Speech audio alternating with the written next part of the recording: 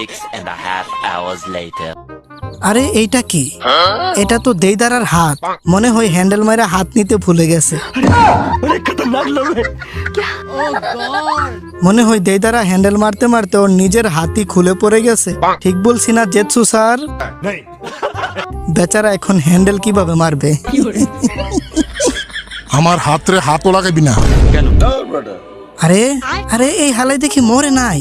হিরে দেইদারা, তোর এই অবস্থা কেন? মনে হইতাছে তোরে কেউ সবাস করে দিছে। আরে বেচারা এখন মা হতে চলেছে। তবি শালা আমার কিন্তু সবসময় মেজাজ এক থাকে না। আর একটা আজে বাজে কথা বলবি তোর খবর আছে। কি করবি তুই? চুলও ছিঁড়তে পারবি না আমার।